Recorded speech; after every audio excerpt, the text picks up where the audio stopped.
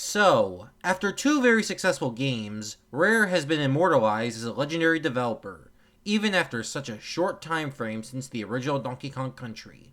They were in a bit of a sticky situation though. They conquered the 2D world fine enough, but in all those years, gaming changed a lot, and with Nintendo being the last big company to leap into real-time 3D, it ultimately became the final nail in the coffin for the fourth generation of gaming.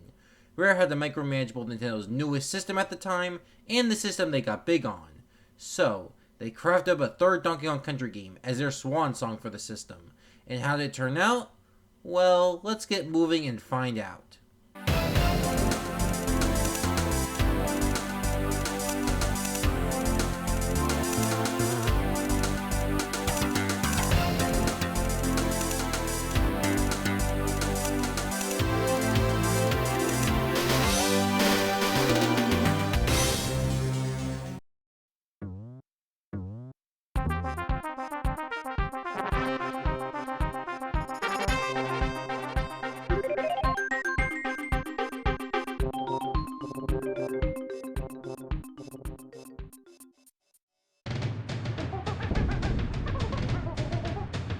Donkey Kong Country 3 is one of the most fascinating video games of all time for me.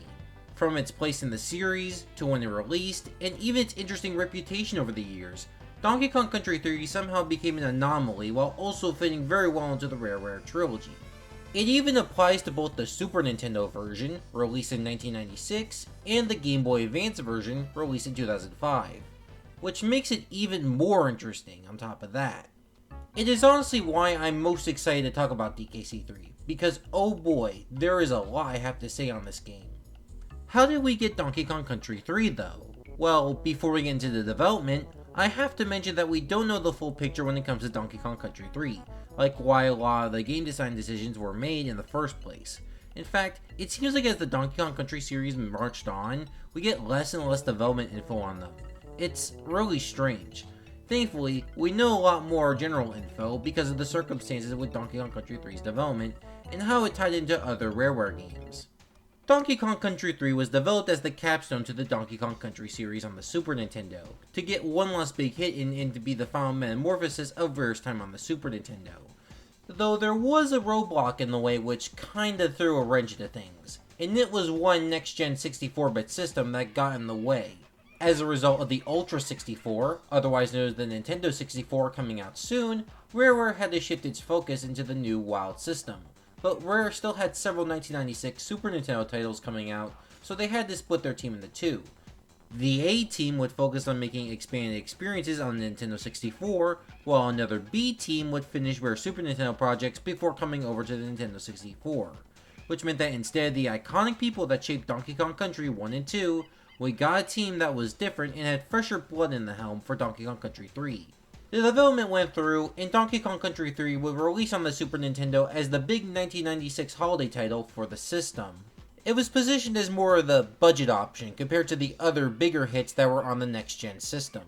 The critics really liked this game, just like the previous two installments, but was seen as more of a standard platformer than before, showing how technology was moving quick and a pre-rendered game seemed outdated just a few years later.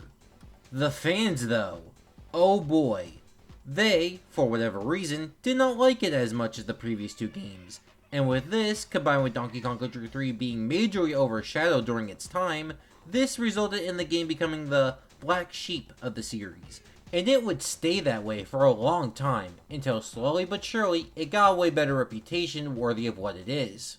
The GBA version also had its own development quirks, particularly with the music, with the Super Nintendo soundtrack not being able to be translated to the GBA, which resulted in David Wise essentially having to make an all-new soundtrack from scratch. This was also under a time frame of a few weeks, since David Wise didn't know what to exactly do for that soundtrack.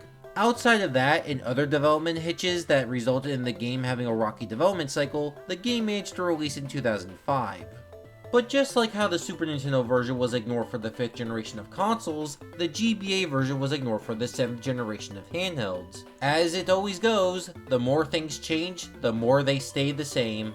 As for the GBA version's reception, well, it was quite the ironic twist to say the very least. Despite the first two Donkey Kong Country games on Game Boy Advance being considered automatically inferior to the Super Nintendo versions because of the hardcore purists, a lot of those same purists, however, consider Donkey Kong Country 3 Game Boy Advance a way better port and actually good, being an inverse of the Super Nintendo version's reputation. And even now, with Exo setting the record straight on the GBA ports, which actually showed all the good aspects of these ports, Donkey Kong Country 3 Game Boy Advance is still particularly heralded as the best of the remakes.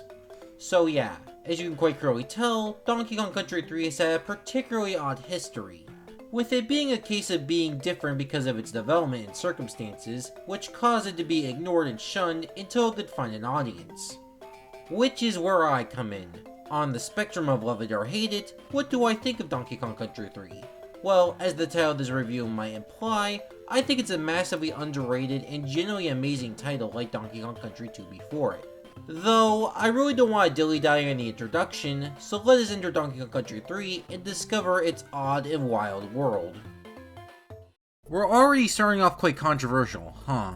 So, the lore of Donkey Kong Country 3 is one of its most controversial aspects. It has a lot of ideas that are all over the place to say the very least. The plot starts simply enough, with it taking place after the events of Donkey Kong Country 2. The Kongs are relaxing back at home until Donkey Kong and Diddy Kong decide to head off into a new place without Dixie's knowledge. That place being the Northern Hemisphere. And after a few days of waiting, DK and Diddy are not coming back despite the journey supposedly taking a day long.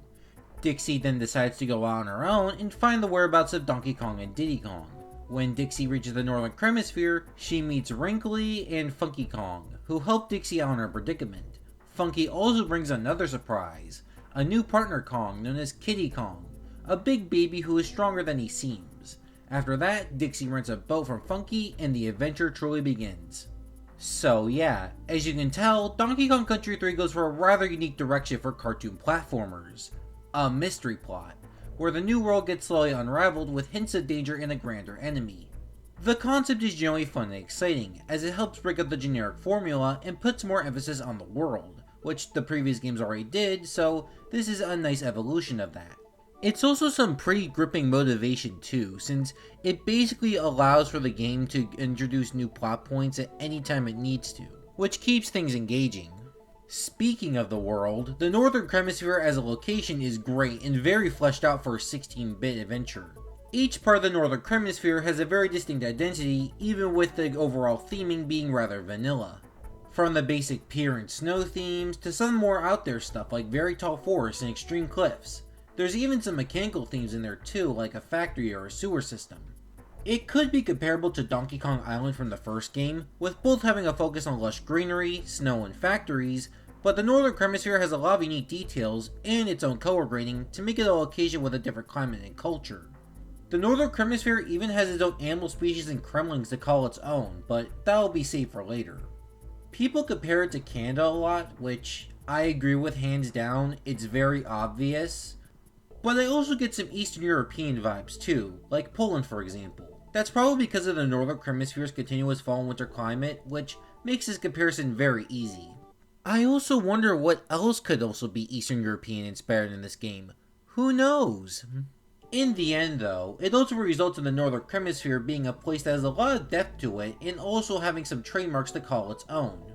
It's quite a fun location and I feel like there's a lot more to extrapolate here than most people say. This is why it's one of my favorite parts of Donkey Kong Country 3 and probably the biggest highlight of its lore. Though, despite having a great story concept and a fascinating and fun world to explore, the story itself feels half-assed. For one thing, despite the fact that there's much more dialogue here than in the other two games, the story isn't set up much. There's literally no mention of DK or Diddy in-game until we find them, and there are no hints anywhere to the plot within the stages either. I know this is a cartoony platformer, so plot doesn't matter that much, and it could be easily seen as nitpicky, but Donkey Kong Country 1 and 2 both had rooms dedicated to showing their stories, so Donkey Kong Country 3 not having one, despite coming after two games which did in-game storytelling, is both a downgrade and confusing as hell. Seriously, I can imagine a hidden room in Lakeside Limbo which contains Donkey Kong and Diddy's fur, and a note which was left behind for Dixie but never made it. Just that alone would have nullified this issue entirely. It hurts even more because Donkey Kong Country 3 has a lot of dialogue in it compared to the other two games, which could have easily explained this. And Donkey Kong Country 3 is the type of game which relies a lot more on its plot to motivate the player than the other two games, so fumbling this is pretty embarrassing. I can for sure see why some people would fall off after a while with a story that underdeveloped, especially after the other two games' precedent. I know I'm sounding like a major nerd right now, but man, does this aspect suck. It should also be heavily analyzed too, because motivating the player is one of the most important parts of the game, and failing that would result in a lot of players that would otherwise play a lot more just falling off, so it's pretty sad to see them fail here. Anyways, let's move on to the other aspect that makes people fall off this game. It's a major elephant in the room that really needs to be addressed right now. No, not you, it's a bigger character. A playable Kong, really. Yep, it is Kiddy Kong. He is likely the most controversial addition to a Donkey Kong game. Even back in the 90s, he was widely hated. Even now, with Donkey Kong Country 3 redeemed for the most part, Kiddy still has a lot of resentment towards him, with most people calling him unnecessary. How do I feel about him? Well, it's a mixed bag. For one thing, I really do not like how Kiddy has basically no personality to call his own, outside of just being the baby. He feels more like a trope than a character. Even for platformer character standards, there is no personality traits that I can assign to him outside of his attributes like his strength and age. Kiddy doesn't even really affect the plot. Kiddy feels like dead air, and if you removed him, nothing would really change. Donkey Kong would have been a way better fit for Dixie. Not only would DK fill the exact same role, but he would also have a personality that could be integrated into the story and affect the character dynamics. It would also just complete the playable character cycle perfectly, which is really such a missed opportunity. On the other hand, however, I could quite clearly see the design philosophy for Kiddy Kong and why they chose to make him. In Donkey Kong Country 1, no one really used Donkey Kong when given the choice between him and Diddy for various reasons. But the most damning is DK's size. Alongside that, Diddy and Dixie were both equally well received in Donkey Kong Country 2, with both being the same small size. There is also the fact that Dixie and DK both share a lot of the same traits, which would overlap way too much and make them too similar. So I bet Rare thought Donkey Kong's size and overlap with Dixie was a problem. So when the weak and strong Kong system returned, Rare decided to make an all-new Kong since it would work better. And yeah, I think Kiddy Kong reads a lot better as a sprite than Donkey Kong, and his traits like holding barrels in front of him make him work a lot better with Dixie. I also feel like Kiddy's design is rather fun and unique. I'm glad that Rare avoided the cute baby trope and just made Kiddy Kong goofy as hell. Kiddy's disproportionate strength also has a very fun dynamic with Dixie. Not nearly as much as with Donkey Kong, but it does remind me a lot of the classic cartoon trope of the innocent baby that at first seems helpless, but in reality is actually badass and can handle his own things. Kiddy's tagging animation especially exudes that energy, which is probably the closest thing to a personality Kiddy Kong has.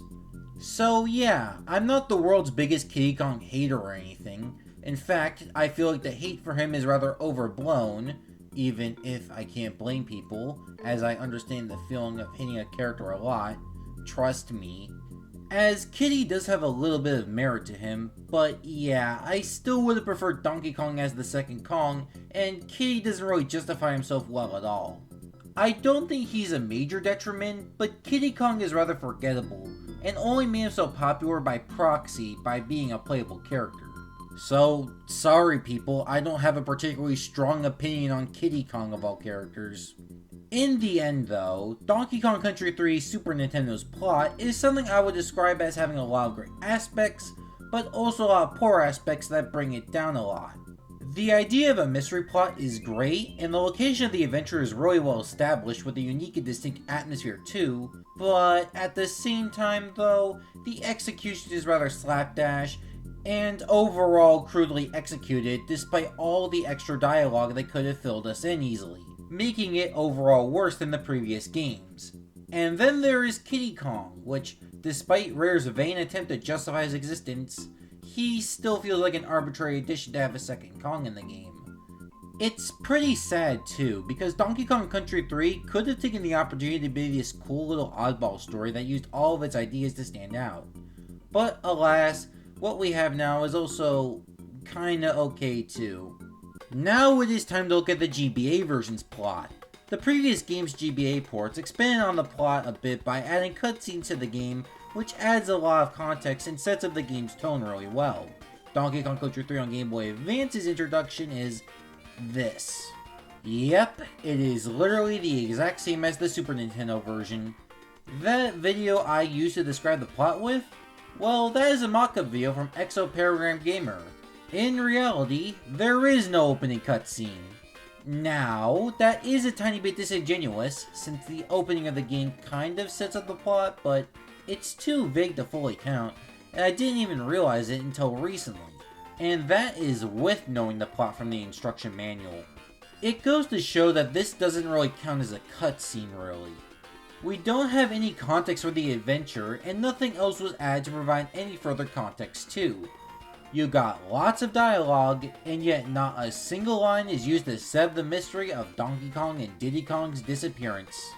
They didn't even add a story room to Lakeside Limbo that could have established the plot.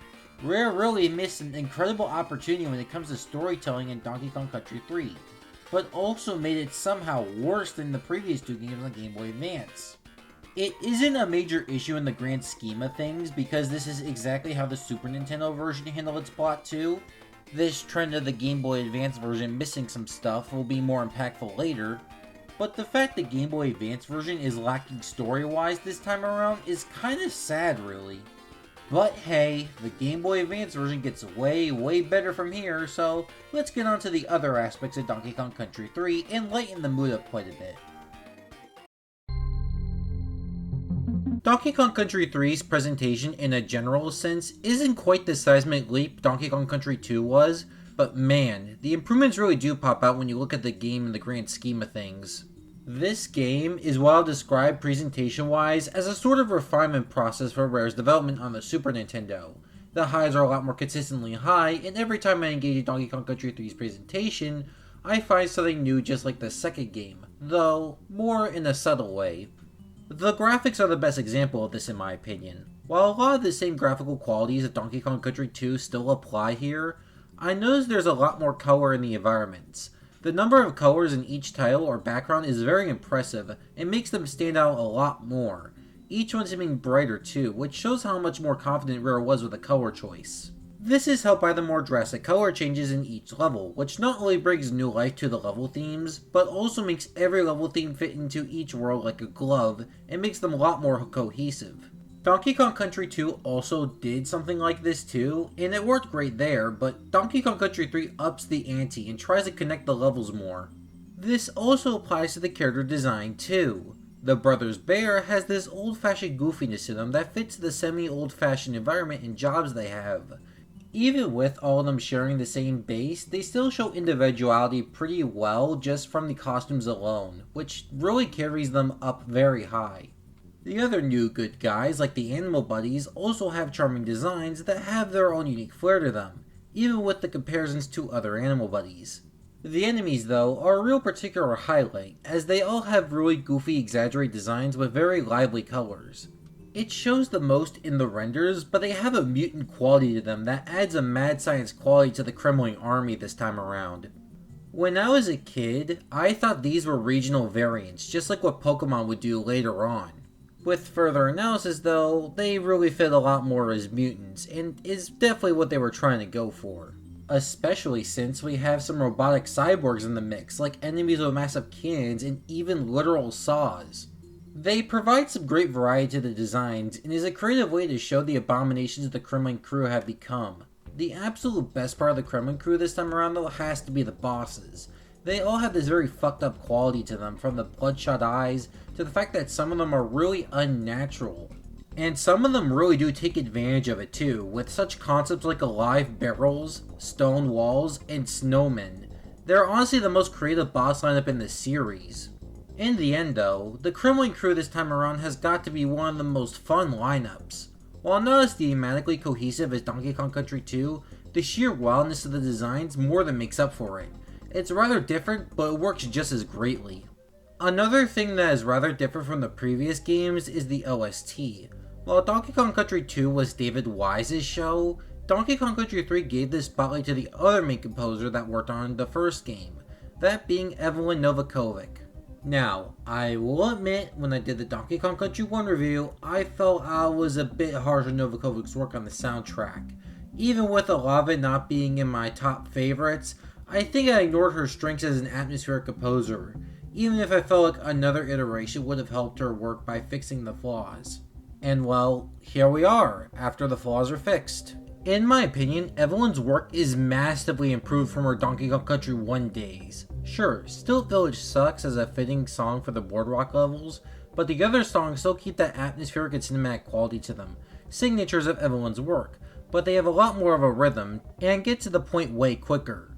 It overall makes for better songs, as they can accommodate the length of the stages and have more dynamic melodies. Some of the best tracks really highlight this. Treetop Tumble, Waterworld, Cascade Capers, Nuts and Bolts, Kevin Caprice, and my absolute favorite level theme, Rock Face Rumble. It's a lineup of absolute bangers, and the soundtrack really stands out too. There isn't another game in this series which remotely sounds like it. Even Evelyn's work on Donkey Kong Country 1 feels rather different from what she did in Donkey Kong Country 3, and I absolutely prefer the latter in terms of her sound. It's just something I absolutely dig. Which is how I would describe the presentation of the Super Nintendo version. It's the most out there the Donkey Kong Country series gets presentation-wise, with mutants and cyborgs with a more atmospheric soundtrack, but man, does Donkey Kong Country 3 nail what it does so well. It truly feels like the perfection and refinement of Rare's talents that started with the original Donkey Kong Country. Even the littlest details here are huge. Sure, Donkey Kong Country 2 has the stronger motifs in its graphics and a masterful OST that blows everything out of the water, but Donkey Kong Country 3 trying not to surpass but to do its own thing makes it stand out just as much as Donkey Kong Country 2 in my mind, which overall is a very respectable way to go out. Now then, if you want to talk about definitive improvements over its predecessor, let's look at the GBA version of Donkey Kong Country 3 because damn, these graphics are genuinely amazing for the Game Boy Advance. Rare basically ironed out every single issue that plagued the first two games on the system, which is impressive because Donkey Kong Country 2 already fixed a lot of the first game's deficiencies. The colors, for one thing, tread the line between accurate and creating its own visual appeal. The GBA version retains all the vibrant colors of the Super Nintendo version, but without the direct compromises the first game and to some extent the second game's ports did. Sure, it's different in some areas, but it isn't compromised, which makes the GBA version look better. Hell, in some cases they're just direct rips from the Super Nintendo version, showing how now that the GBA has proper lighting, they don't need to mess with the visuals much. It feels like an aesthetic all its own really. A bit odd to say about color choices specifically, but it's certainly more additive than destructive. There are some colors that don't work that well, but it ends up being only like a few stages or so, and the great ones more than outweigh the bad. There are some other graphical changes in this version, like the new backgrounds and models existing for the new and changed content, most of which look really nice, particularly Cranky's Dojo and Wrinkly's Save Cave. However, the map in all of its normalized colors most shows how the GBA renders have this cheaper lighting to them that looks really fake, along with the fact that Funky's Rentals has a sign that has the most fitting font of all time. But that is pretty nitpicky in the grand scheme of things. The only problem I have with the assets is the Brothers Bears places.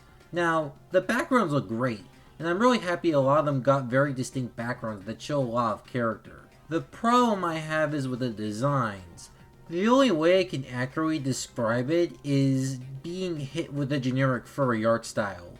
So fur affinityfication basically. It even has that distinct art style a certain type of art has to match. And to say the very least, it both looks odd and very out of place with literally every other asset in the game.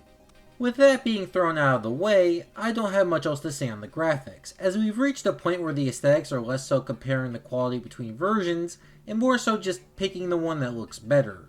I do think overall the Super Nintendo version still looks a lot better because they were all chosen with intention rather than limitation, but the GBA version coming this close is still pretty impressive, and I still respect it in its own regard. It's overall rather negligible which one you prefer, as both are so close it's almost 1-to-1. Helped by no aesthetical compromises, it truly looks like the GBA version did a great job at matching the Super Nintendo version. On the complete opposite end of the spectrum, with an aspect that could completely change between both versions, it's the music. While the first two Game Boy Advance games were remixes of the original Super Nintendo music, Donkey Kong Country 3 Game Boy Advance took a different direction with an original score rather than adapting the Super Nintendo version. Why was this choice made? Well, according to David Wise himself, the limited bandwidth of the sound engine Rare was using meant they couldn't replicate the Super Nintendo OST's low bass, which resulted in David Wise having to make an all-new soundtrack just for this version. I don't know where the rumors about the GBA speaker exploding came from, since that was a rumor I heard several times around, but the conclusion is still the same. The Super Nintendo OST just couldn't run on the Game Boy Advance.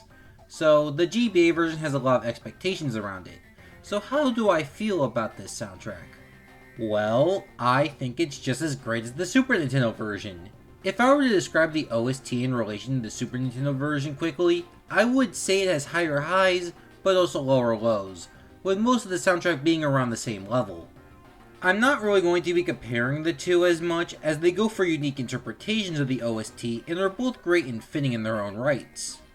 So yeah, let's discuss the Game Boy Advance soundtrack on its own merits.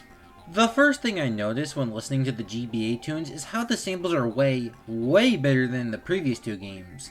They have a lot of depth and aren't as tinny as before.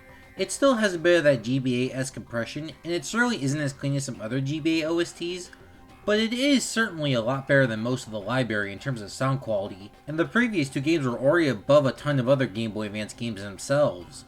The audio quality here exists almost in an in-between area of sound engines like SAPI, aka what most people expect Game Boy Advance music to sound like, and engines like Musex, aka what GBA music sounds like when the devs care about the music. In fact, I think I would say overall it's on the higher end of things. I massively applaud Rare for improving the sound driver. They made the OST way better because of it. On to the songs themselves, let's start with a basic one, like Stilt Village, which I consider a massive improvement over the Super Nintendo version. I'm so happy the Game Boy Advance version follows in the footsteps of the previous games and how they handle their introductions, as it fits way better in context alongside just being a better song. While a lot of the other highlights are more so equal or slightly better than the Super Nintendo versions, that's still a high bar to reach, and they still manage to be banger tracks all the same. In fact, a lot of the GBA OST reminds me a lot of David Wise's more modern work, including Donkey Kong Country Tropical Freeze's soundtrack. Hell, I would argue Donkey Kong Country 3 Game Boy Advance was kind of a turning point for David Wise's soundtracks, with some of those classical rock sensibilities from his earlier work, but with more of an emphasis on the modern environmental sounds appearing here. If you want to know my favorites outside of Stilt Village, they include Mill Fever, Waterworld, Nuts and Bolts, Pokey Pipes, Kevin Caprice, Hot Pursuit, Arch's Ambush, and my absolute favorite being Cascade Capers. So yeah, it's a really strong showing, albeit there are some flaws in the OST that make it worse than the Super Nintendo version at some points. Okay, it's one big point, but it affects a number of songs in different ways, that being the filler. The first track I can think of when it comes to filler is Rockface Rumble. Most of the song is a really catchy tune that, while isn't as great as the Super Nintendo version, still sounds good and is probably the most Tropical Freeze track in the OST. But then you get this massive section of the song that is just environmental noises, and while it is a little impressive that nature sounds could be pulled off on the GBA for this length, it breaks the pacing of the song by delaying the song's loop by over a minute, which isn't worth it. At least you could be done with the majority of this stage when the filler occurs, but it just goes to show how it really doesn't add anything to the song. At least it isn't intrusive though, unlike Jungle Jitter, where the song starts with nearly a minute of environmental noises with no signs of music. It's just as pace-breaking, if not more so, as every single time you enter the stage, this part has to repeat. Thankfully, a really good song is there at the minute mark, but it's hampered by filler. The worst example of this filler issue, however, comes in the form of Enchanted Riverbank. Now, the concept of this track is interesting, as there is a different version for when you're on land, and another that's in the water, but the execution is not done the best. That is because the land section contains just boring old environmental noises, and since most of the levels using the riverbank theme discourage and punish you for going into the water, minus the few times you have to go in for a bonus barrel, it means you have to hear this boring tune most of the time.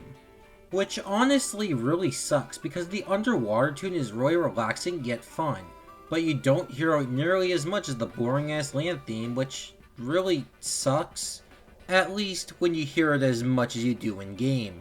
So yeah, it's not filler in the usual way, but I hope you understand what I mean by filler.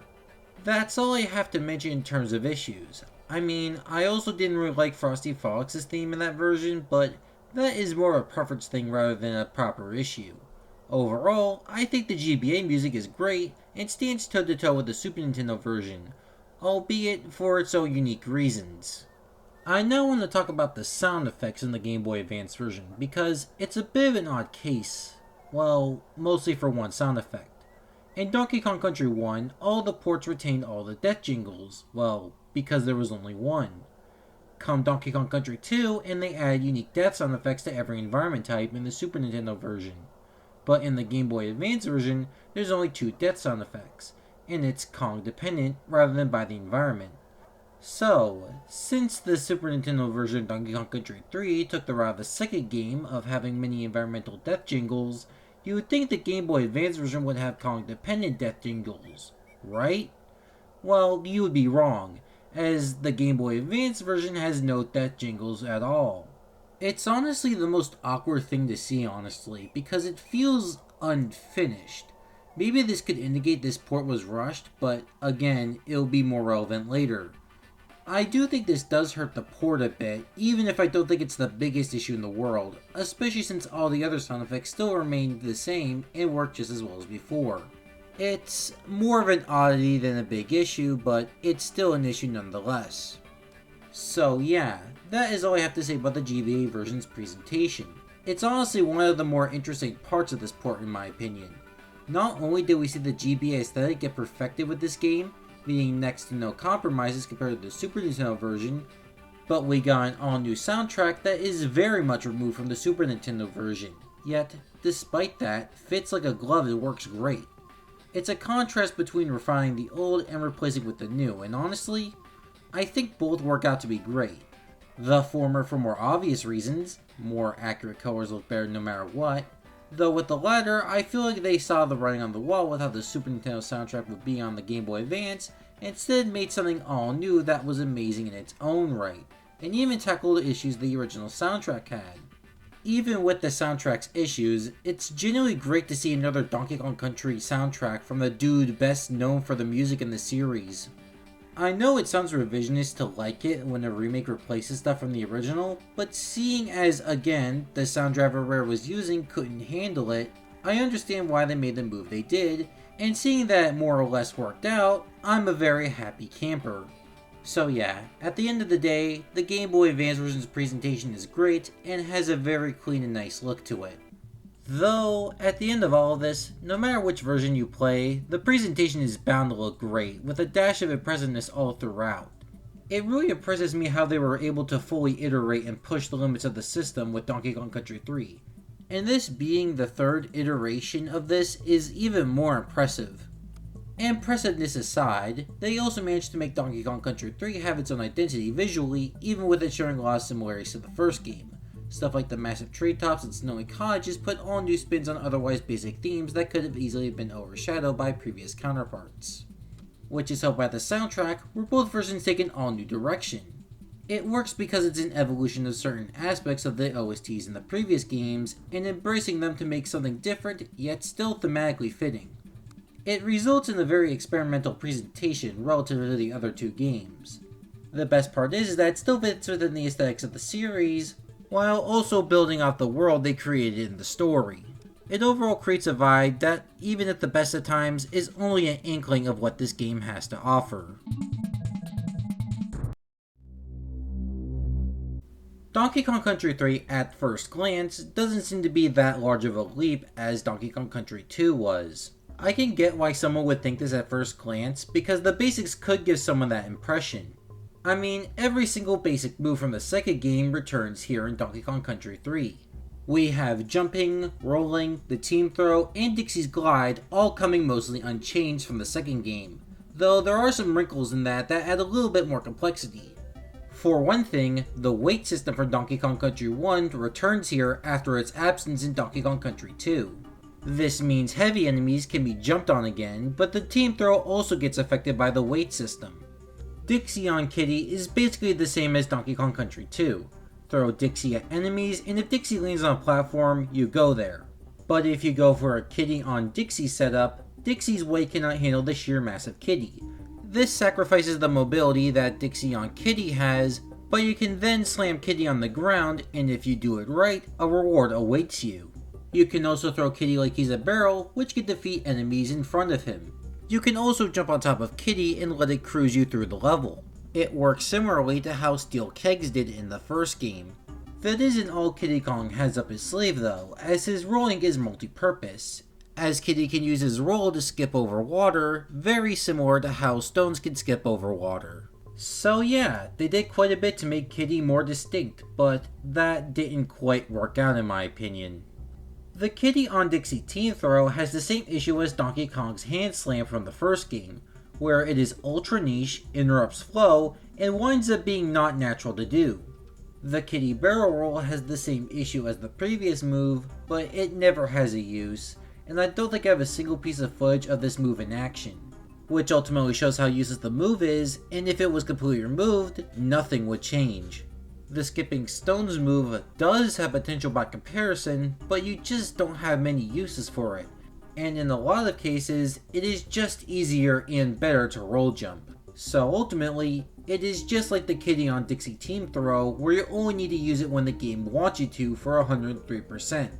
This is why footage is so limited for this ability, which sucks because it does keep the flow going, so there is a use outside of using it as a solution to a puzzle. So yeah, as you could probably tell, it is safe to say that Kiddy does feel a bit underbaked ability wise.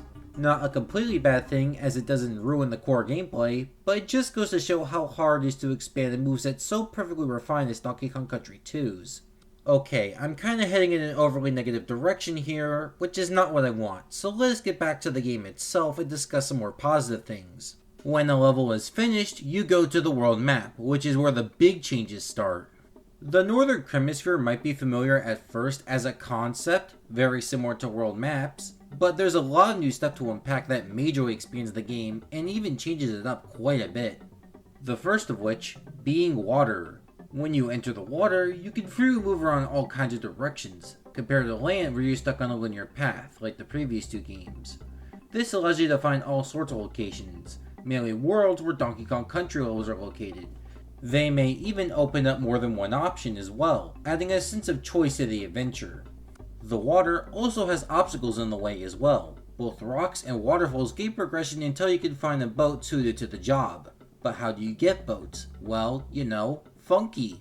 He has evolved from a basic way to travel between worlds after finding him, to being a mechanic that offers boats to Dixie and Kiddy. You start with a motorboat that cannot even go over rocks, but Funky can build new boats when you give him parts. I'm pretty sure you can see the gameplay loop from here. Use boat to get to world, beat world, get better boat, and repeat.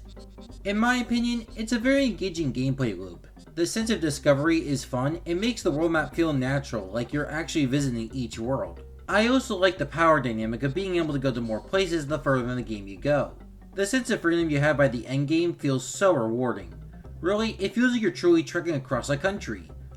Donkey Kong Country if you will. It just shows how genius a more open world map structure is. You'll get either Metroidvanias or 3D collectathon platformers. This structure feels like a compromise between the two, while also allowing for 2D platformer levels as well. More devs should be taking notes, as Donkey Kong Country 3 shows how cool this structure is and how it can really spice up something as simple as a world map. With more elaborate maps comes another addition that builds off this structure. It involves the Brothers Bear, who I talked about a bit before, but here is where the gameplay function comes in. It's a literal game-wide side quest based around item trading. You see, the Brothers Bear aren't just kooky folks who talk to you, they also want stuff, and in turn, have stuff for the Kongs. It's simple really. Talk to them about their predicament, find a way to help them out, which chains to other tasks, and you unlock new stuff. This is honestly a really fun addition, since it adds a sense of variety with the light puzzles you have to do. Seeing you satisfy each bear's goal is also a nice satisfying checklist you can check off every so often.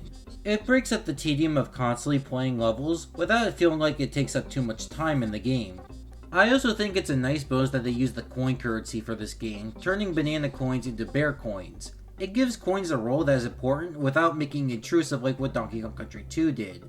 What this also means is that Funky and Wrinkly are also free again, so you can exchange boats and save as much as your heart desires.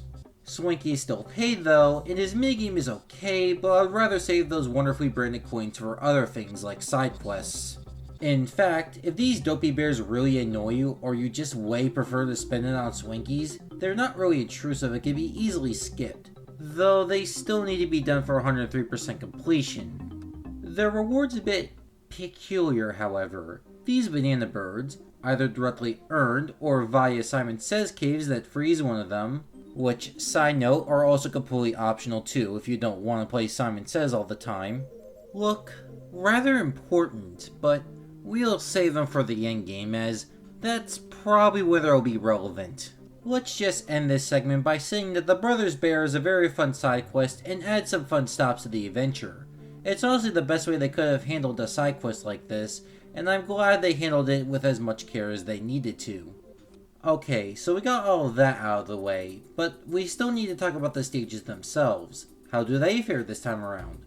Well, in Donkey Kong Country 2, I did not talk much about the levels themselves, mostly because the game had such a great and vastly evolved flow state that any gimmicks were more so secondary to the design philosophy. Donkey Kong Country 3, by comparison, is way more gimmick focused. Every level is more integrally designed with a gimmick in mind. In concept, this is a nice shakeup if done well, and for the most part, the gimmicks are all very well done. Sure, there's the rare stinker, Kong-fused cliffs, but that comes with the territory of introducing so many gimmicks, and the grit ones more than outweigh the stinkers. The gimmicks that work complement the flow, allowing for a speedy mastery if you can handle the gimmicks well. Some great examples of this include outrunning evil insects in Riverside Race, mastering fine control and unique barrels in Track of Barrel Trek, having to quickly escape a giant saw in Rip Saw Rage, and having to fake out lightning in Lightning Lookout. As a result of how many good gimmicks there are, the entire game keeps itself fresh and fun by changing things up on a level-by-level basis. It does this while avoiding the often fallen upon trap of clashing gameplay styles too, which is neat. Kong stages aren't the only levels which have this focus, as our returning animal buddies also follow this design philosophy. The returning animal buddies include Unguard, Squawks, and Squitter, and they haven't changed at all since Donkey Kong Country 2, but stages like Crackshot Croc show that these old animal buddies can be taught new tricks via preying on their weaknesses to make tricky challenges. While these are all good examples, the animal buddies that most embrace the new design philosophy are the all-new ones for this game. First one up is Perry the Parallel Bird. He's the most basic animal buddy here, if not out of the entire trilogy. His gimmick is super simple in that he flies a set distance above the Kongs, and if you reach a no animal sign, you get a reward. The catch, however, is that he is fragile and will die in a single hit. Perry's dynamic might seem very simple at first, but the levels he appears in create very interesting challenges where you have to determine jump height timings in a whole new way. You can't get all loosey-goosey with it or else Perry dies. And the thing that makes this catch even more massive is that you cannot recover Perry once he's gone, unlike every other animal buddy. If you do not care about babysitting the bird though, you can just always ignore the challenge if you're going for an any percent run. You can also do the same for a 103% run sometimes, but other times he can carry bonus barrels. So Perry still does encourage challenge if you want 103% the game. It overall results in a very nice way to spice up challenges and make them more engaging without compromising players who do not care or are unskilled. It's how an optional challenge should be, and that's what makes parry such a great risk and reward dynamic. The next new animal buddy is also a bird, and technically isn't all new, but is more of a reworked version of a previous animal buddy. That being Quawks. Just like Squawks beforehand, he evolved from being a one-stage wonder to his own animal buddy with a skill set, though this time it is quite different in approach. While Squawks' change-up in Donkey Kong Country 2 is more of a complete shake-up, Quawks still keeps his general idea, but is done in a very different way. With Quawks no longer being bound to holding Kongs and instead opting for barrel transformations, Quawks can not only fly free like his original counterpart, but for an attack he can use his claws to lift barrels and then drop them to progress. This is a very fun way of putting a twist on the Squawks formula, as Quawks is powerful enough to get through the stages with ease if you're good enough, while also requiring some strategy for good play or else you will get screwed. What I would consider the final piece of the Quawks puzzle that makes his stages truly great and results in him being a worthy inclusion is how freeform you can approach his stages. Barrels can be used for offense to defeat a target foe, or defensively to save your feathers from a potential misplay. Should I try to speed along this stage with a barrel to minimize backtracking, or should I always go back and grab barrels to make traversal easier? Quawks' dynamic makes him either a bird you have to bob and weave through obstacles with, even more so than Squawks usually does, or a tactical stalker who defeats enemies with barrels from the shadows. Either way, Quawks is a great addition who synergizes well with Donkey Kong Country 3's design philosophy and is just fun to play. Finally though, when it comes to animal buddies in Donkey Kong Country 3 and gimmicks, there is an elephant in the room that needs to be mentioned. So, if you were more of an observant viewer, you may have noticed I did not mention Rambi as a returning animal buddy. Well, that is because Rambi got replaced in this game. This has caused the next animal buddy to be rather controversial because of the looming shell they had to fill in. Anyways though, let us introduce ourselves to Ellie the Elephant. On first impressions, she does not seem to have much to offer, with her only trait of having a fear of mice being only used in one level, alongside just being a set piece in another level, but that's way later in the game. But once we get far enough into the game, we will be able to use Ellie's trunk in order to do many things. And this is where her true potential truly shines. Firstly, it allows Ellie to use barrels by sucking them up, which has a tractor beam-esque quality to it. When the barrel is sucked, Ellie can use it to attack enemies, or use it for utility purposes to help her get across the stage. Her trunk can also suck in water from below or from a waterfall. This gives Ellie a projectile she can use at any time if she has the ammo for it. Ellie has some other traits too, like her ability to float on water, but the trunk is her most prominent trait and the one that will be used the most. As you can probably tell, Ellie is a bit more complex than the average animal buddy, especially if you compare her to Rambi, who preceded Ellie. So, with an animal buddy so complex, what do I think of Ellie? Well, I think she is really fun, and her gameplay flows really well. It does take a bit for the game to fully use her skills, but when they do, it ends up being cool and rather in-depth. You end up having to use Ellie for so many things, and it makes her such a varied gameplay. From placing barrels in water to use as platforms, to shooting water at buzzes in order to proceed, you get the feeling that Ellie is actually a proper addition to the game, rather than something being tacked on. What helps is that despite Ellie's seemingly complex gameplay style, she actually flows like a dream through the levels. For the most part, her functions don't interrupt gameplay and have the same on-your-toes thinking as the Kongs do, but more amplified. She is generally one of the best additions to Donkey Kong Country 3 and deserves respect for what she does.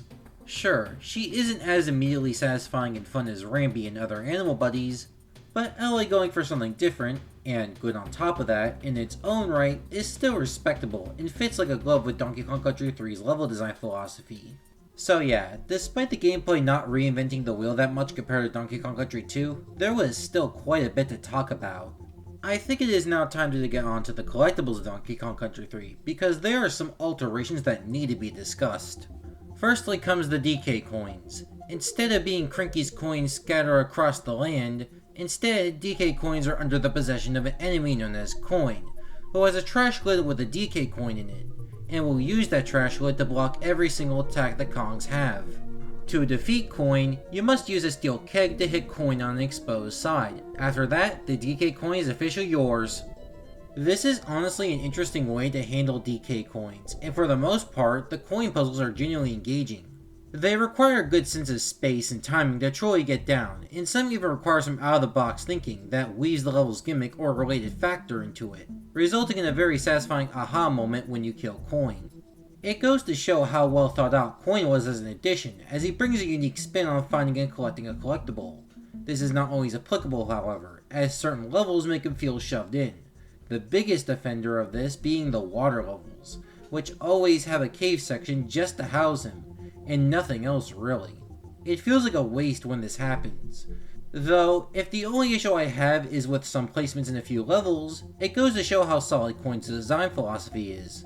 So yeah, overall, a nice way to spice up a collectible. Now, on to the bonus stages. They are more of a peculiar case, as for the most part, you may not notice many or even any big changes to them, but under the hood, with the level design, they change up quite a bit. The first big change made is how the bonus barrels are placed. In previous games, bonus barrels could be in any amount and anywhere in the level. For the most part, it wasn't too extreme, but some levels could go quite overboard with how they handle bonus barrels. In Donkey Kong Country 3, however, every level, with an exception or two, has 2 bonus barrels, one before the checkpoint and one after. This is a convenient aspect of the bonus barrels this time around, as now there's no instances of wondering where the damn last bonus barrel is. It genuinely really helps with the game's flow, and makes it 103% one of the smoothest experiences I've had when fully completing a game.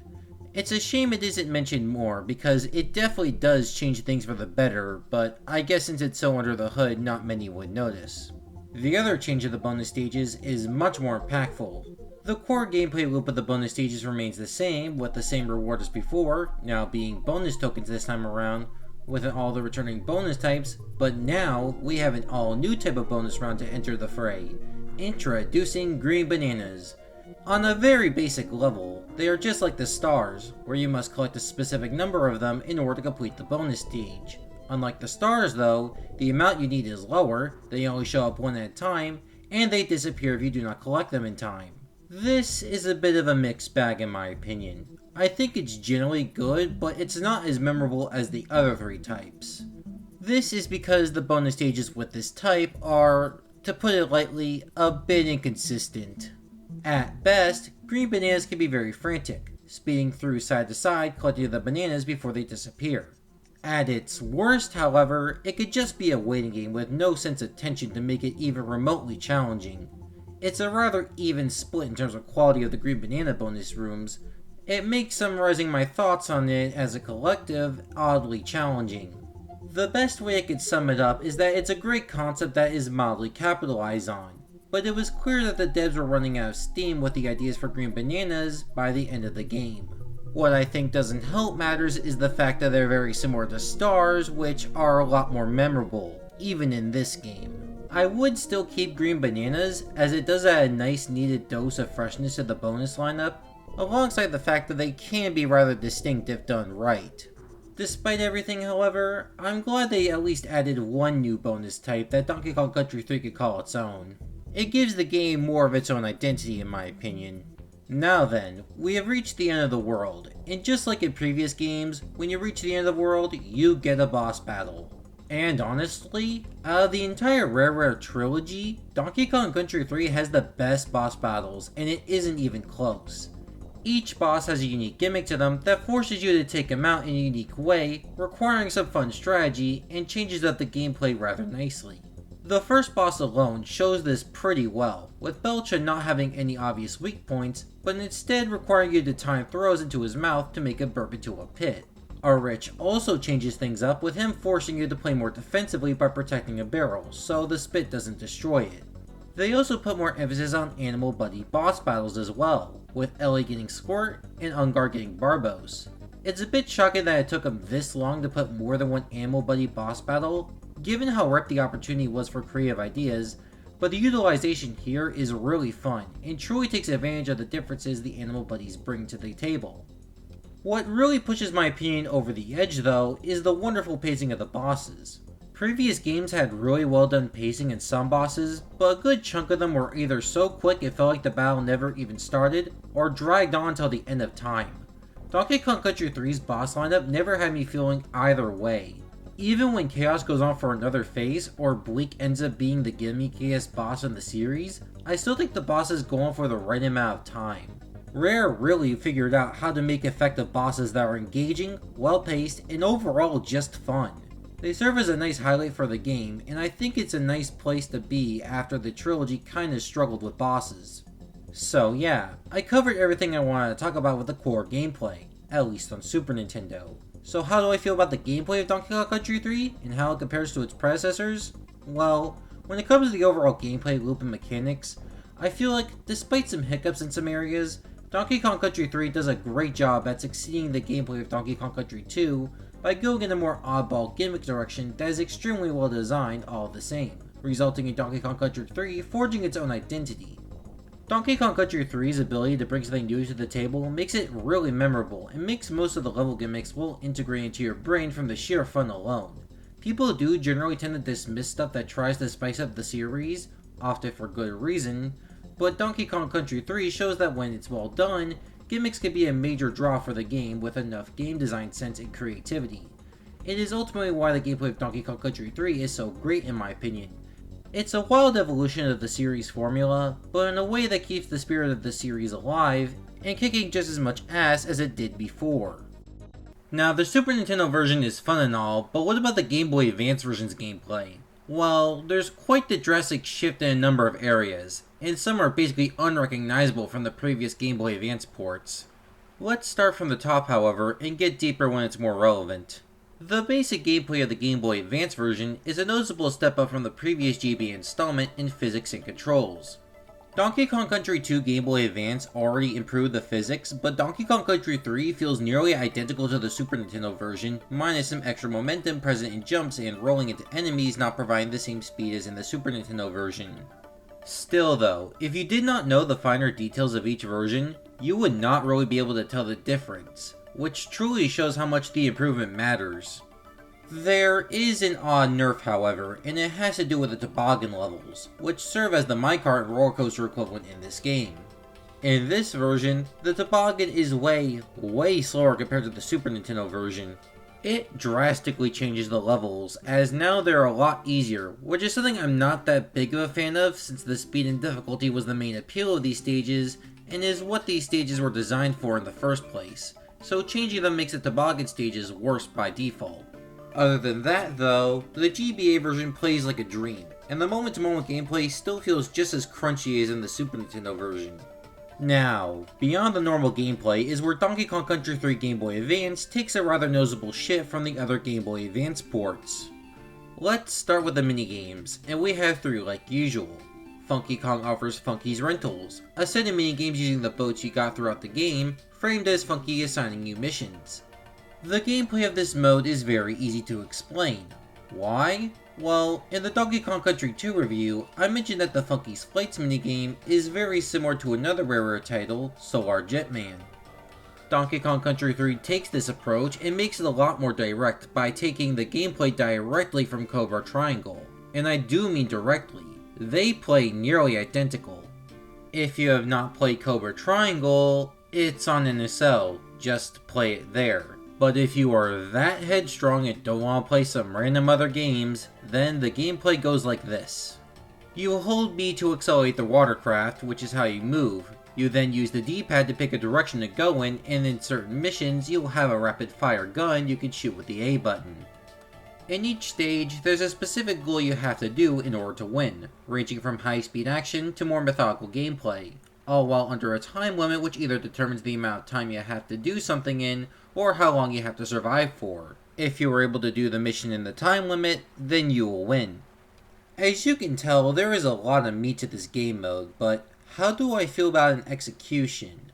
Well, I feel it's done extremely well for the most part. I really enjoy Cobra Triangle as a game, so having a minigame like that is basically a recipe for me liking it. The Destroy, Disarm, and Protect missions are very engaging and fun to play, capturing the addictive arcade design of the NES game this is based off. Race, on the other hand, doesn't work that well. It mostly comes down to the Kremlings being rather annoying, and the turns are also very inconvenient. In basically every single retro racing game, there's an indication on when to turn and what direction to do so in. This is a very well implemented quality of life feature as it makes turns more skill based and less unpredictable. This minigame doesn't have this, and it makes racing more annoying to me. It sucks that the low point of this minigame is also the finale, because the levels up to that point are really fun. But yeah, other than the racing mission, Monkey's Rentals is a fun arcadey mode that is very satisfying to play. It's honestly the best minigame out of the Game Boy Color and Game Boy Advance remakes, and is something I am bound to replay again when I'm bored. The second minigame featured here is Cranky's Dojo. It stars Cranky Kong, who now has a dojo, and is planning to train for Cranky Kong Country, which, while will never come directly, Cranky's training will pay off in like 9 or so years. But for now, you have to fund Cranky's training with those bear coins you have. When in the game, you move Cranky's shield with the D-pad to deflect bristles. If a bristle hits Cranky, he loses, but if Cranky survives the bristle onslaught, he wins. Honestly, my opinion on this minigame isn't too enthusiastic. The issue I have with it is that it's way too simplistic for its own good, and gets tiring fast. It feels like a cheap mobile game in the worst ways, at least in terms of pure raw gameplay. It is essentially doing the same thing for a few minutes with nothing that adds any new dimension to the gameplay. This could work if the singular focus required micromanagement, but it's just too predictable, and there isn't enough actions per minute to have the possibility of making it more intense, let alone addicting. In my opinion, Game & Watch Games did a lot of this design philosophy way better, and it's safe to say that Cranky's Dojo is just not engaging enough to be a worthy visit beyond the banana bird reward you get by perfecting it. The final minigame on offer is a Swanky-based one, known as Swanky's Dash. Instead of the sideshow hustle the Super Nintendo version had, this time, Swinky invests in the world of virtual reality and invites Dixie, and only Dixie, to take on the challenge ahead in virtual reality. The challenge in question is what I'll describe as a Sonic Half-Pipe special stage, but in full 360 degrees rather than the 180 degrees of the possibility of looping around. The controls reflect that, with the D-pad moving Dixie along a path and the A button being for jumping. Also, instead of collecting rings, you collect stars. Massive difference, I know. Honestly though, I like this minigame. The action is very fast and engaging, while also having it to carry itself, making for a minigame that works very well for the stage-based progression. The only issue I have with this minigame is that the collection requirement of needing 90% of the stars is a bit ludicrous. Especially since you need to be rather precise and get the timings down packed in order to reach the requirement. Sure, the game tells you about slowing yourself down using the down direction, but from what I could tell, it does basically nothing to slow you down. So you can't exactly salvage any run that a mistake has been made in, and you're just forced to restart. Other than that sucky thing, however, this minigame is neat and is more than fun enough to go through. So yeah, that is all of the minigames. It's honestly a pretty strong lineup, if the worst thing I could say about the weakest one is that it's more so uninteresting. This does make me transition into something odd about these minigames though. You see, completing the minigames gives you rewards that count towards percent, like the other GBA installments. This time being Banana Birds. Funky gives you one for every minigame completed, which is normal so far, but Cranky and Swinky only give you one for completing only one of their challenges, rather than giving you one based on the stage you cleared. A very odd and suspicious thing in my opinion. It almost feels like the minigames were last minute additions, and that the game was a bit rushed. What confirms the rush part to me is the key thing Donkey Kong Country 3 Game Boy Advance is missing compared to the previous two games. The scrapbook. Yeah, this time around there is no scrapbook feature, and no camera collectibles too. This really sucks in my opinion, since I really like collecting stuff for, and looking at, the scrapbook.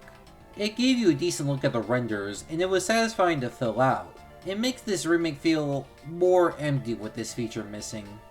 Thankfully though, Rare did have something to make up for it. Do you remember when Donkey Kong Country 1 Game Boy Color had an extra level within Chimp Caverns?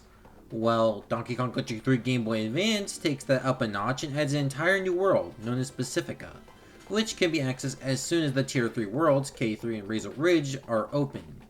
New Donkey Kong Country levels sounds like a dream for an obsessive like me, and it was literally the selling point of this remake.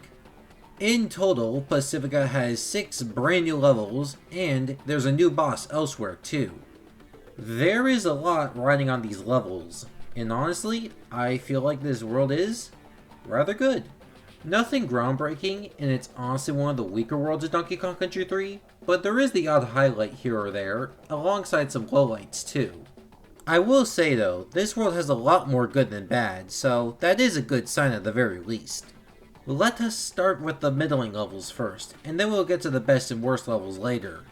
Dingy Drainpipe starts off this world, and it's honestly an average Drainpipe level, and I mean it in the most boring way possible. It's honestly one of the most uninteresting levels in the game, especially for a 3rd tier level, where almost every single level is memorable in one way or another. The same goes for the other Drainpipe level, Surf's Up, which while the gimmick of having both toboggan and land sections is cool, it is really underutilized and boils down to what I feel like is best described as dollar store minecart madness. On a more positive note, Cliffside Blast is a really nice level and is a way better executed version of a purely vertical level compared to Confused Cliffs, mostly because it is much more interesting, varied, and doesn't have screen crunch.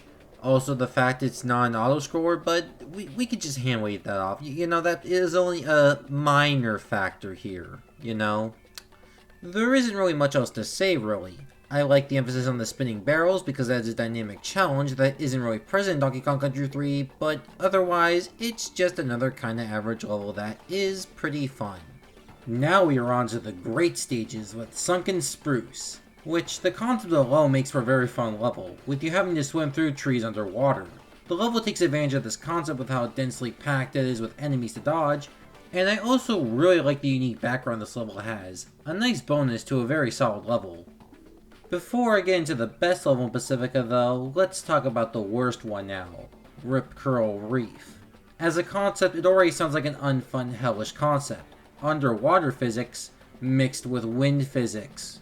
Though even this concept can be done well, as the squawk section of Animal Antics is essentially this level, but with brambles and flying. So what else does Rip Curl Reef fail at?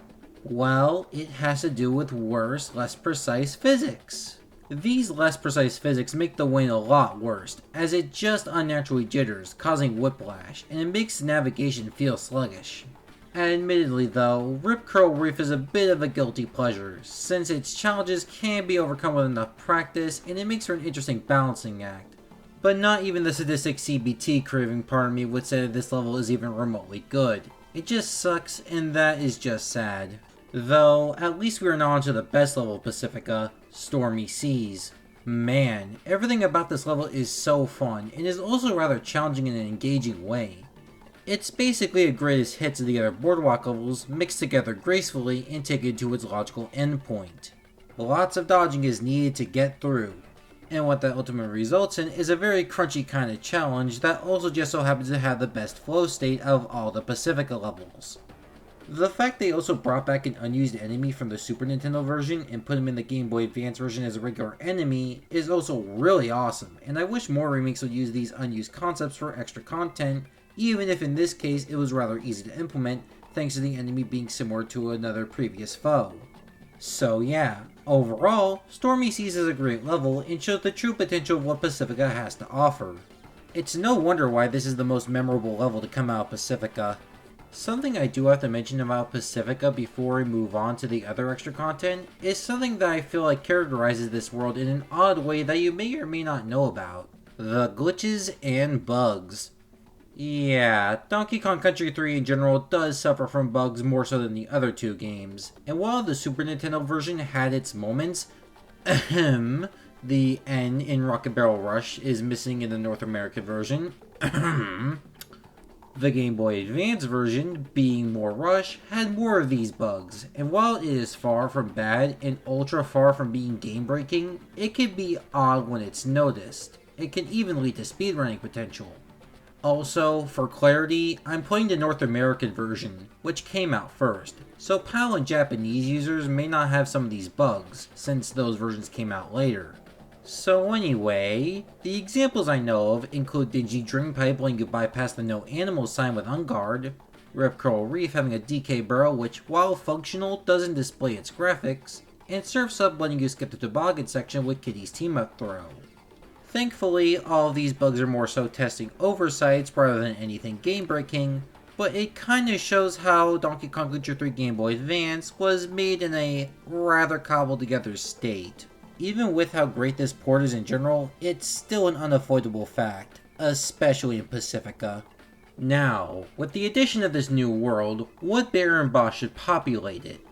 Well, Rare took a bit of an oddball decision and took previous world's content and put in Pacifica. For the Brothers Bear, Barnacle was moved to Pacifica, and in his place, the new Brothers Bear Bachelor took over Lake Orangatanga. I personally think this does not matter, since the Brothers Bear quest take the entire game, so it does not ruin the routing at all. The more impactful change is Barbos being moved from Razor Ridge to Pacifica, which I'm overall not a big fan of. It throws off the difficulty bounds of the worlds, and it feels strange considering they could have segregated the new and the old content, which would have made things flow way better. It makes this decision overall pretty confusing in my opinion. What is this new boss though, and what is he all about? Well, here he is. This boss is known as Croctopus, and if I'm being completely honest and to the point, he sucks.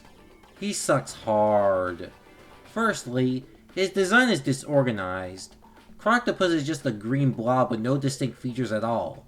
Hell, if the name didn't hint at him being an octopus, I would have never guessed that from the design. The boss himself isn't any better. The main issue is just how overly simplistic it is. By Donkey Kong Country 3, each boss had several moves, or a mix-up to existing moves to spice them up.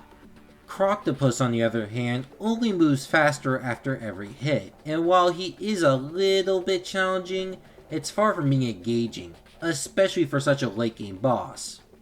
It overall makes for a boss which is the pure definition of forgettable, and will only be known as a footnote for how odd he is and nothing more.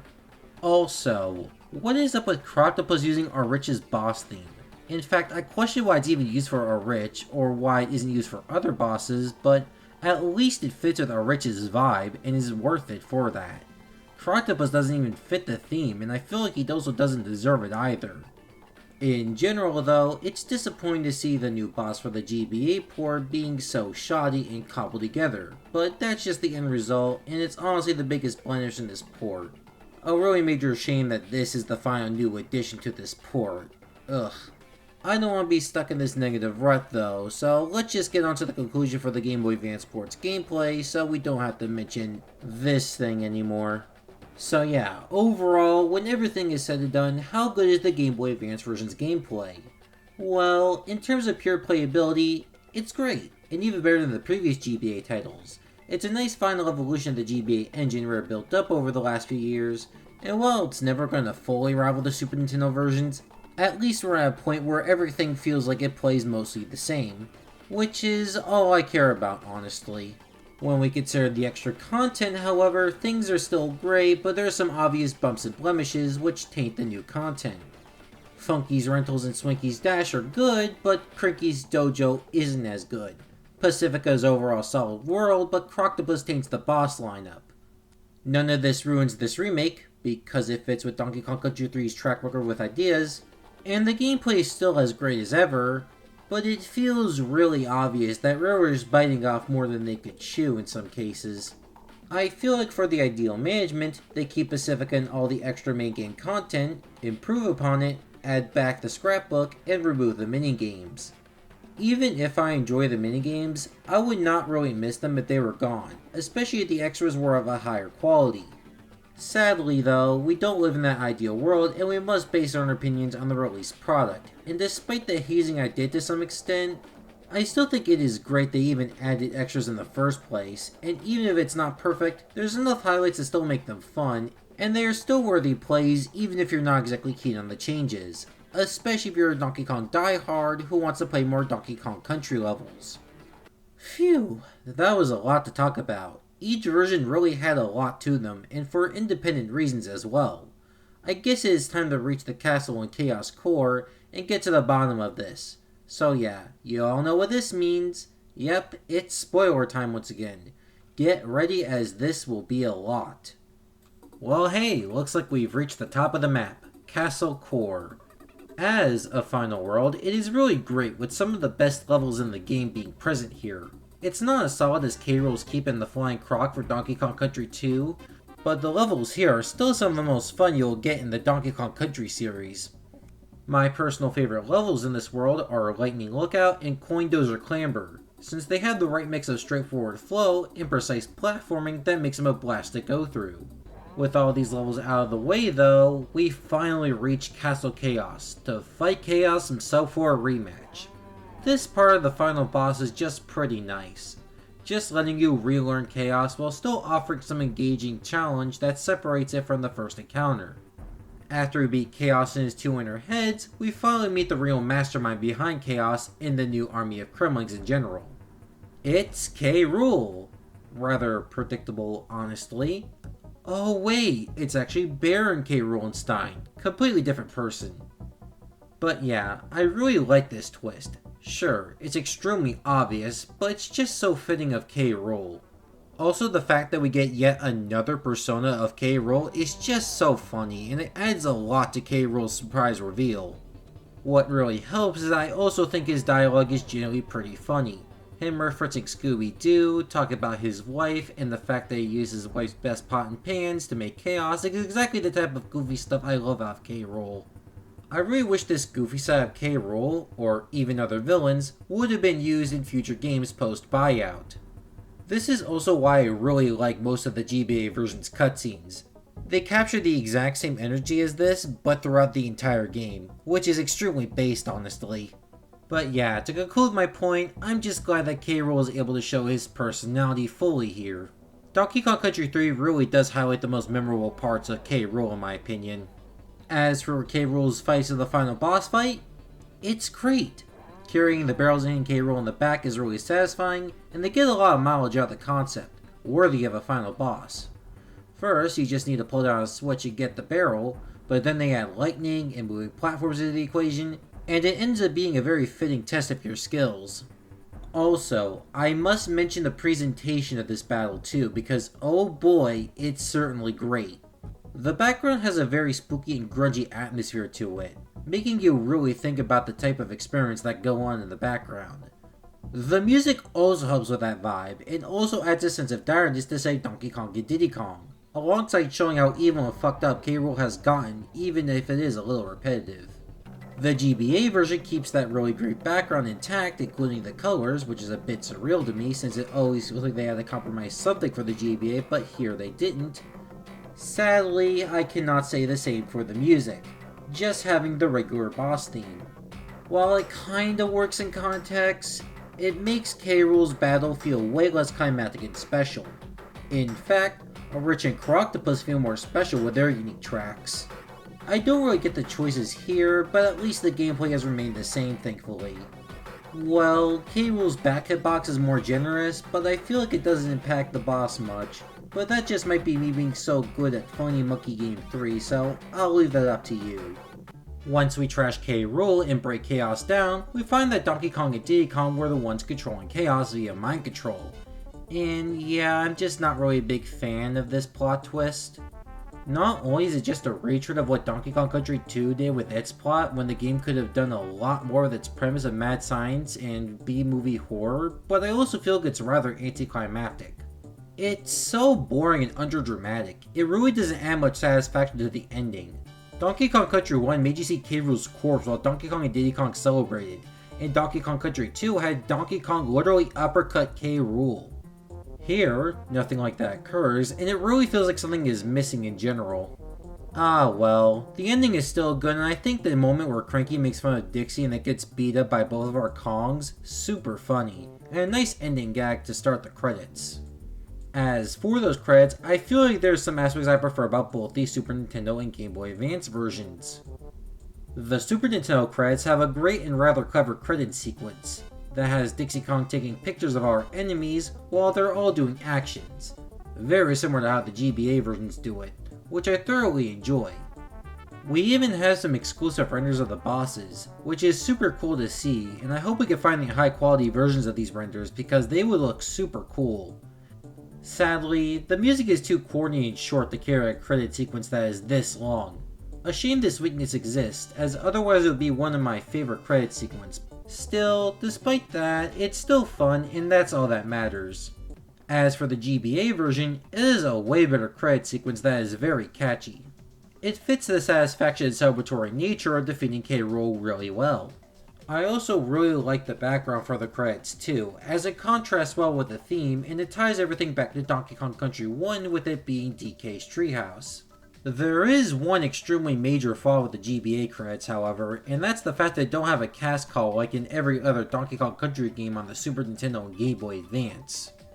It makes this credit sequence feel empty and incomplete. It's kinda depressing in a way, since it truly shows the devs' time crunch. It is still an odd cut, but it makes sense to some degree, even if I'm not a fan of it. With the credits over though, the main campaign of Donkey Kong Country 3 is officially over. Of course though, just like last installment, we still have more to do. And I really do mean more to do. Let's start with the Lost World. To access it this time, it's rather unique and something no other Donkey Kong Country game has done before or since.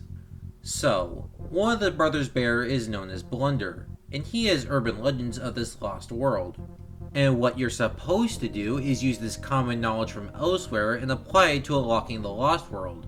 But a true gamer would already know to do this without Blunder's help. In-game hints are so 1996.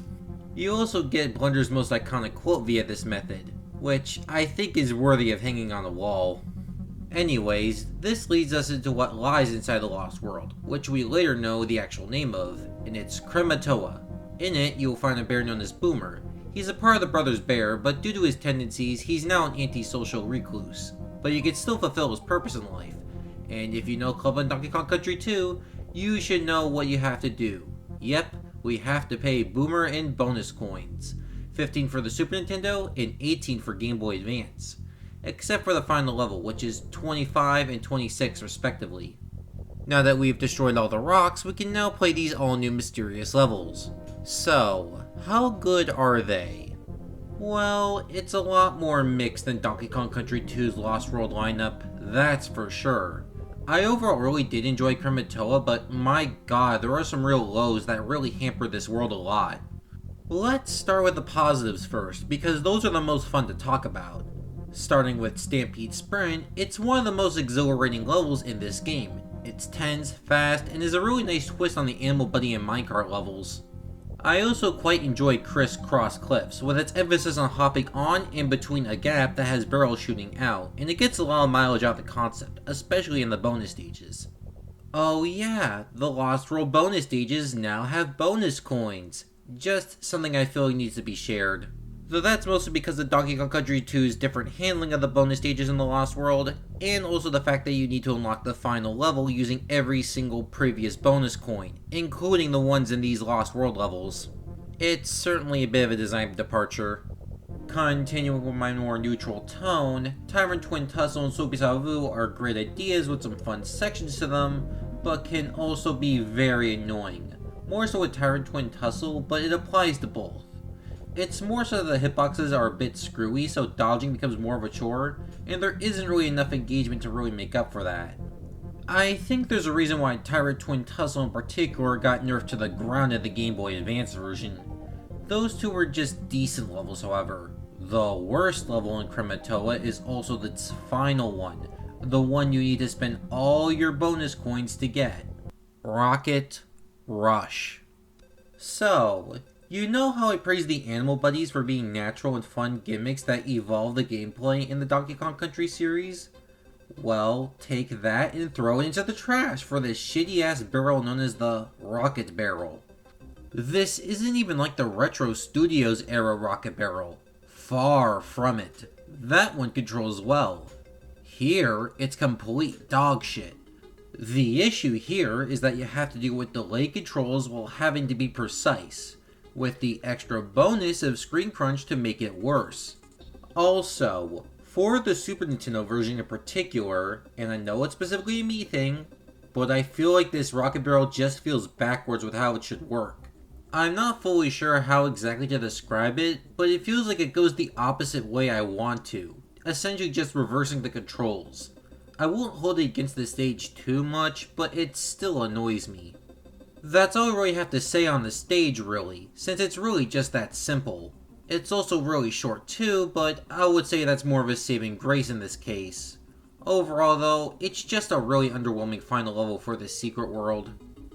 Now that we are done with all of the levels and exchanged all of our coins to Boomer, a mysterious sub starts to rise and the volcano starts to heat up, going as far as to affect the level's color palettes, which is extremely cool and a nice little detail.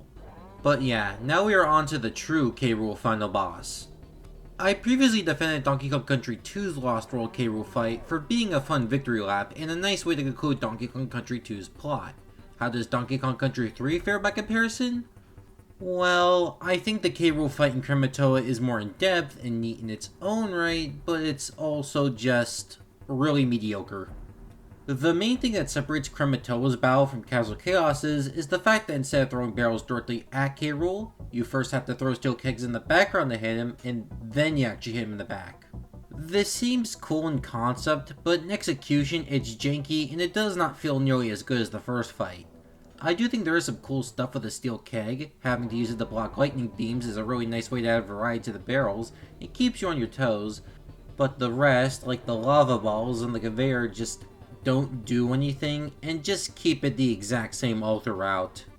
It also ultimately ends in a way more underwhelming way than the first battle. K. Rool just spins when you defeat him. Not exactly sure how this affects the submarine or how it foils K. Rool's plans, but let's just get our final DK coin and get out of here. Wow, even the game wanted this to be over. Relatable if you ask me. Let's just exit and leave K. Rool spinning forever and ever. So yeah, we beat K. Rool in Krematoa and now we're done with Donkey Kong Country 3. Right? Well, let me tell you that we're still not done 103%ing Donkey Kong Country 3. Yep, we got a few more things to do before the game truly ends. So you know those DK coins we collected throughout our journey? Well, last time we used it to compete in Cranky's little competition, but now we send our DK coins to Funky for an actual reward. Our final, and technically only optional, vehicle, the gyrocopter. With this, we can fly around to all the worlds and visit them with no bounds. Why would we need to do this when we already have completed all the stages in the game? Well, you see, this takes us to the final big side quest in Donkey Kong Country 3. If you go to the top left corner of the map, you will visit what is essentially the god of the Donkey Kong universe, the Banana Bird Queen. It's honestly a really cool concept, and I really like how it adds lore to the bananas, which would later be expanded upon later in the Retro Studios titles. This isn't what we're here for though, as somehow, despite her powers, for some reason, K. Rool managed to trap her behind a barrier. So now we have to find all the banana birds in order to free the queen. If you were observant throughout the game though, you would have already found a number of banana birds from caves, Brothers Bear, and minigames. But now there are several more to find to ultimately complete the side quest. This is where the gyrocopter comes in, as we'll be able to use that to find the rest of them. I overall think that this is a rather nice, but insubstantial way to get some extra playtime to Donkey Kong Country 3. The concept of just finding stuff throughout the Northern Hemisphere as far reaches is really cool, and in execution, it's the cherry on top of Donkey Kong Country 3's excellent map design, by making you really observe the world. But while the map part is greatly executed, the gameplay on the other hand, well, try to think of the most basic game you can think of, and you just got the Banana Bird Caves down packed. The gameplay of them is literally Simon Says, baby's first gameplay essentially.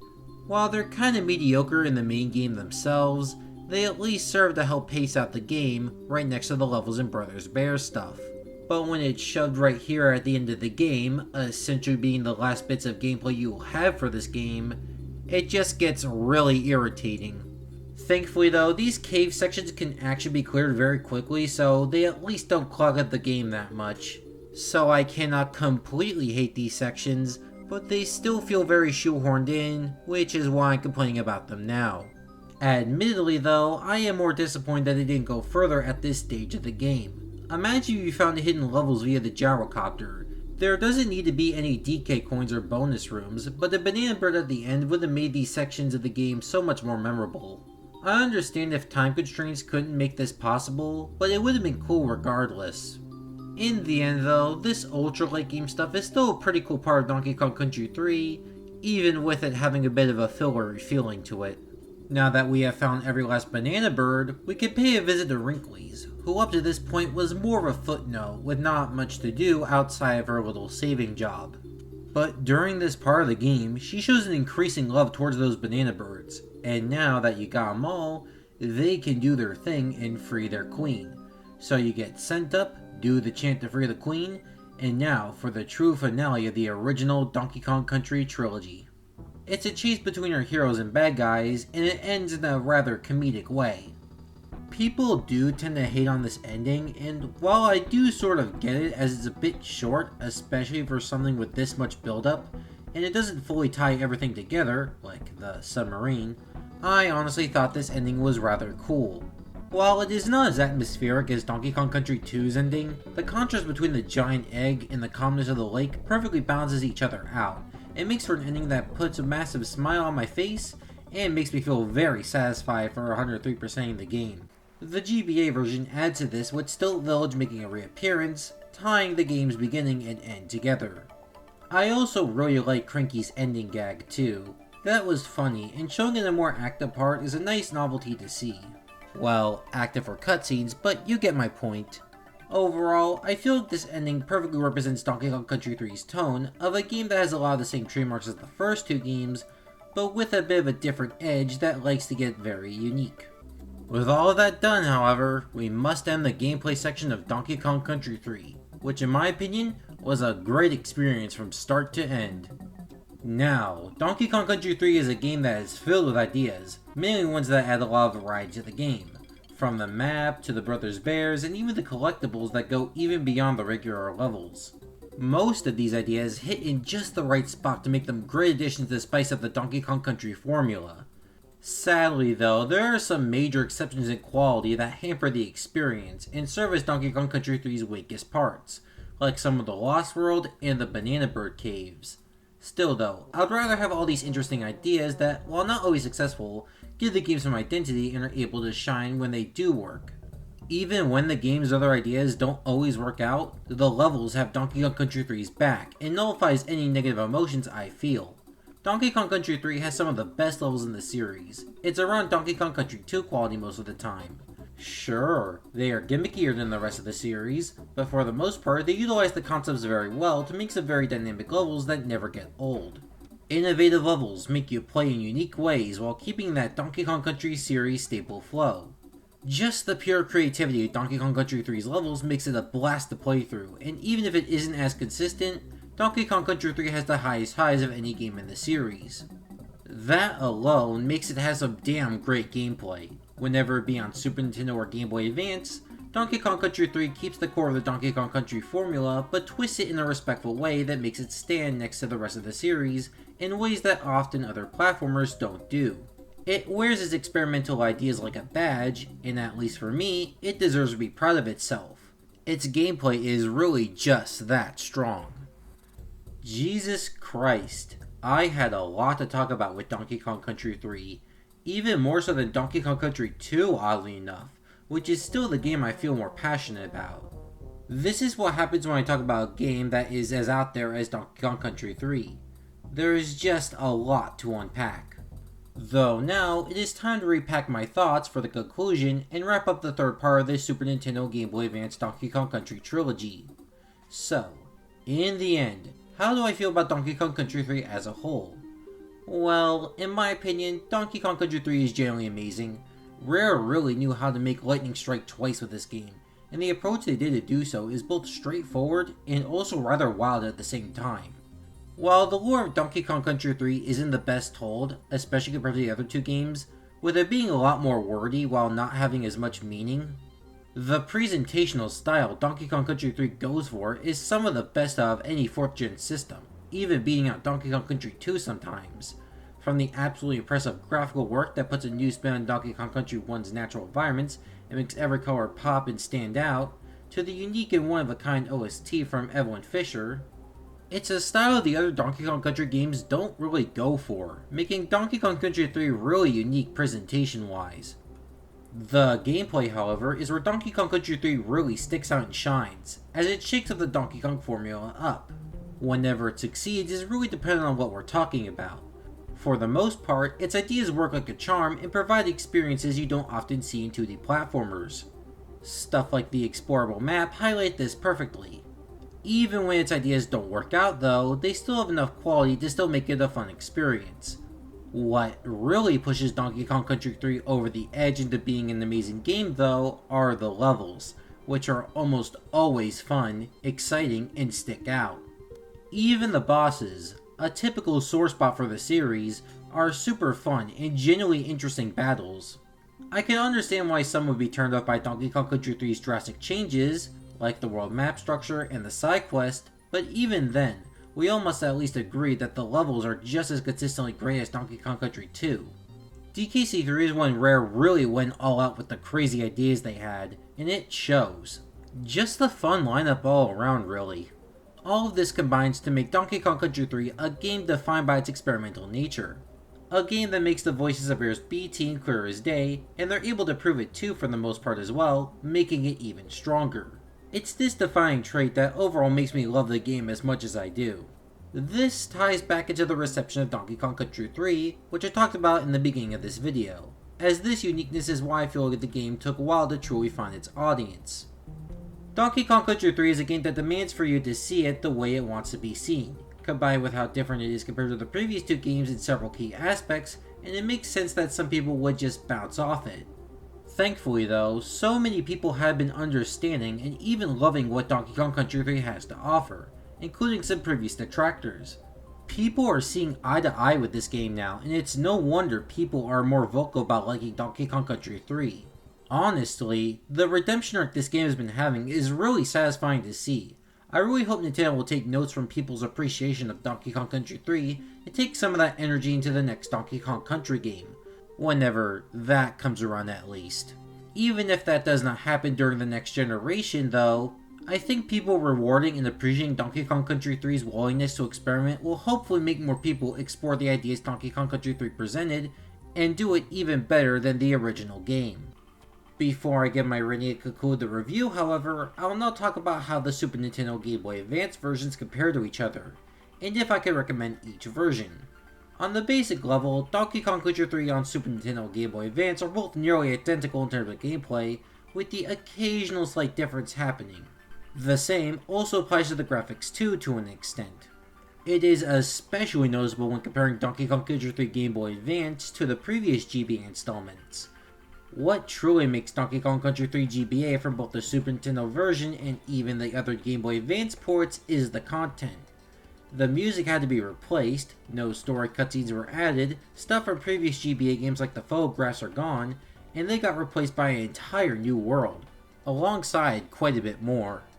It's a shame to see some of the GBA exclusive features like photographs be gone, but I feel like those who don't miss said features will not be hampered by their removal. Though I do wish they were prioritized over the minigames personally.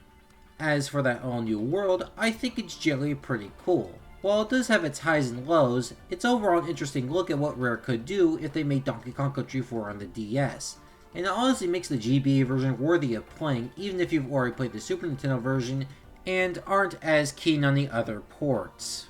Even if you don't like Pacifica, it's at least an interesting experience that's fun to add to your Donkey Kong fan resume. You could also say the same for the soundtrack too, but in a more positive light, but you could just listen to that nowadays, so you don't exactly need to play the game for that. While I would still say to stick with the Super Nintendo version if you're looking for more of a purist experience, the Game Boy Advance version of Donkey Kong Country 3 is honestly the most essential play out of the entire GBA trilogy. I don't want to discredit the Super Nintendo version with its own strengths alongside being more accessible, but stuff like Pacifica is still pretty mouthwatering for those who crave more Donkey Kong Country. Really though, it all just depends on what you're looking for. Sorry for the lack of a definitive answer, but I can honestly say you can enter via both ways and you would be satisfied either way.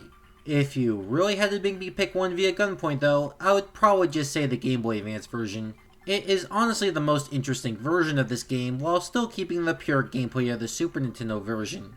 It's also kind of ironic how it kind of compounds on the Super Nintendo version's experimental nature, but that's kind of getting off topic, and I think we should conclude this with my rating now. In all honesty though, this is a bit more of a complex matter for me, since while Donkey Kong Country 1 and 2 were very binary and straightforward with how I would rate them, Donkey Kong Country 3 being the odd beast it is, would need some more consideration. In the end though, this is based mostly on my personal thoughts, and in my opinion, I would rate Donkey Kong Country 3 a 9 out of 10. Donkey Kong Country 3 is a game that at its best stands toe to toe next to Donkey Kong Country 2, mostly involving the level lineup being so great. But Donkey Kong Country 3 also has its own strengths that make it stand out. A lot of the new mechanics like the new animal buddies and the open map take Donkey Kong Country 3 in a new direction that makes this installment unique. There are some flaws with several of the ideas not working out, but it's thankfully super small and they don't hamper the experience much.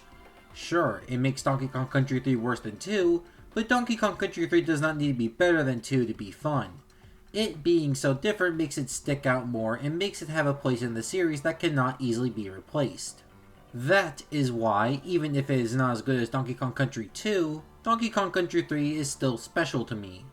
The game is proud of being itself, and I'm really happy Rare's final installment of this trilogy was so experimental rather than being a rehash. Overall, Donkey Kong Country 3 is great, and its uniqueness makes it such a standout title in the series. And honestly, I wouldn't have it any other way.